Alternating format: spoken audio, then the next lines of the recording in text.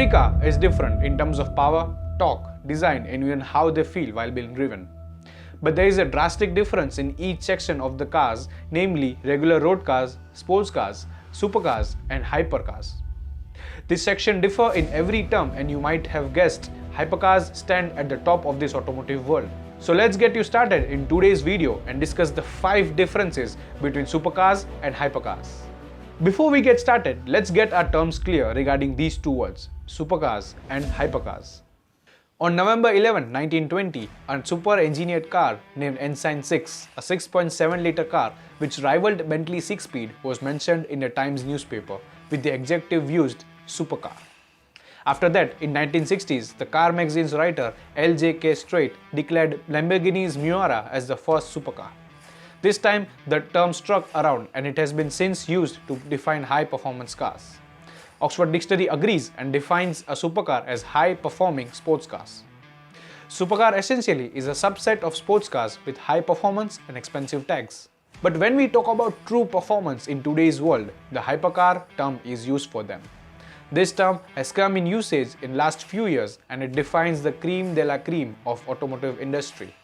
They are the top performance in every way, also being the most expensive cars out there. So you can say hypercars are a tiny subset of supercars which outperform all the other supercars in the market. But how do you differ from each other? The first and foremost difference is the raw power that runs in these beasts. Sports cars might have an average power of 400 to 500 horsepower.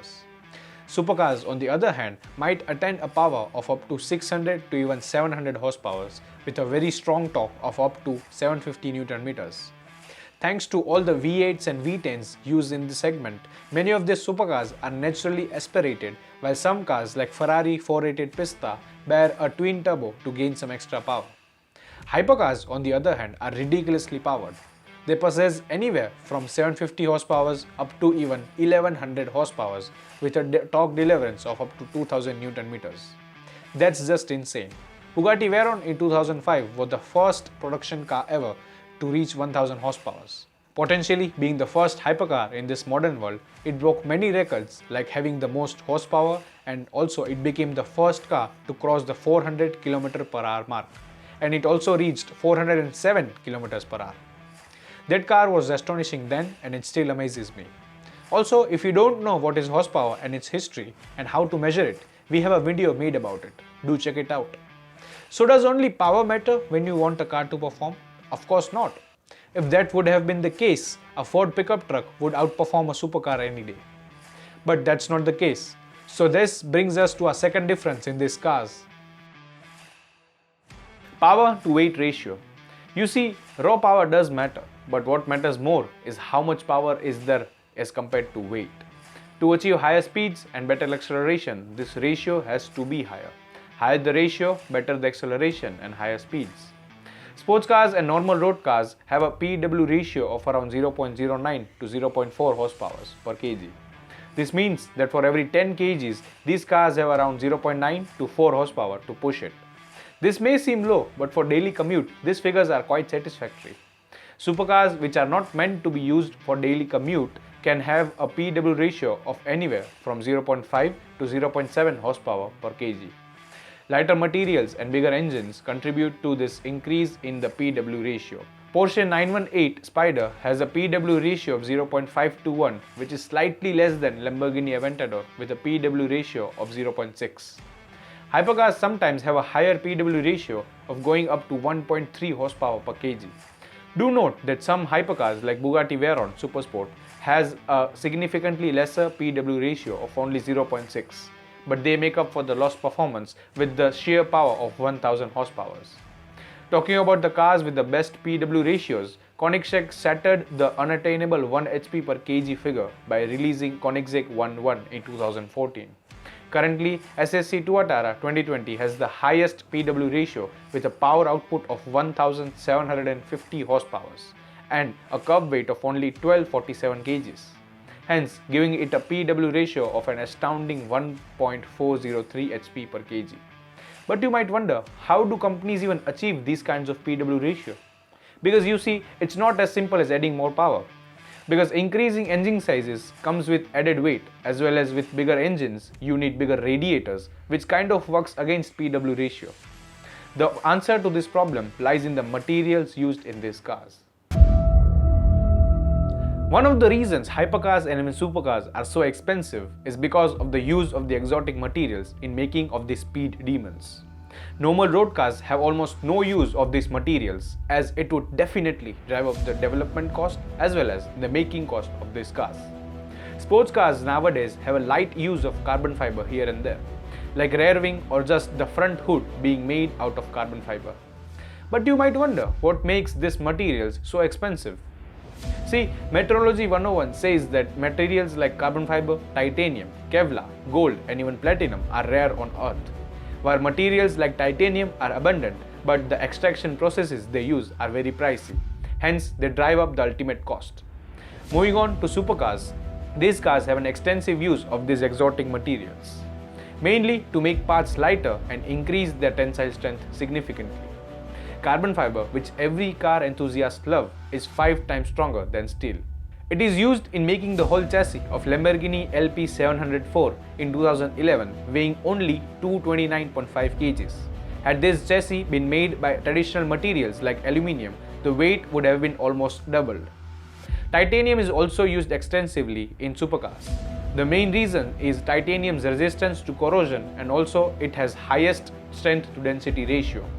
It is used in making exhaust systems of some supers like Lamborghini Huracan STO.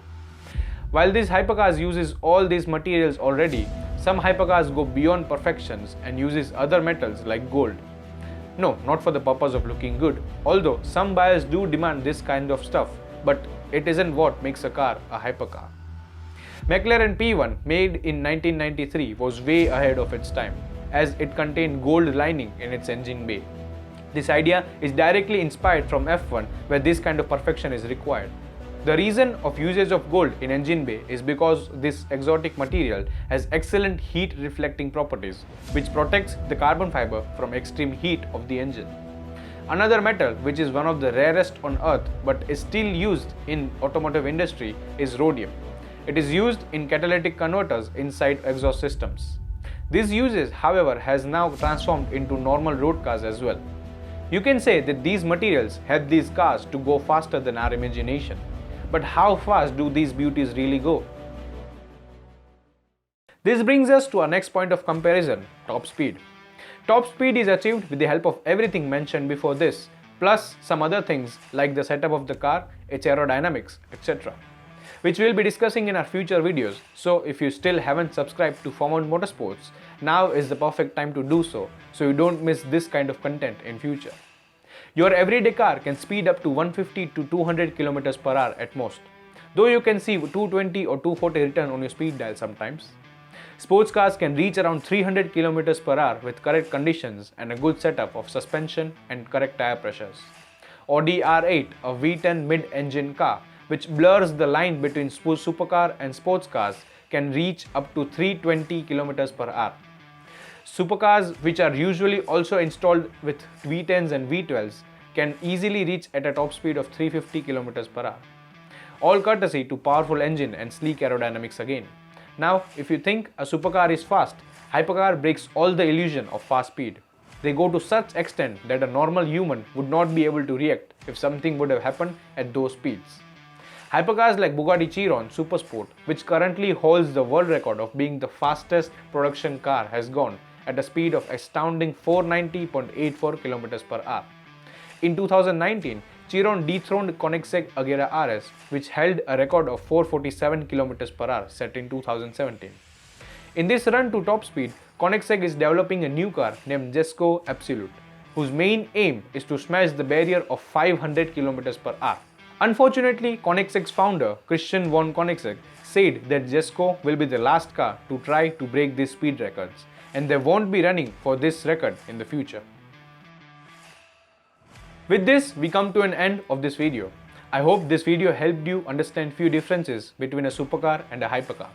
But do mind that these aren't the only differences between these two categories. Hence, this is just the part 1 of 3 parts. There are still many differences like how they are designed, priced and many more. Like this video if you found this video helpful, and I hope to see you guys again in part 2. My name is Mihir and you are watching Supercars vs Hypercars series on Found Motorsports. Thank you.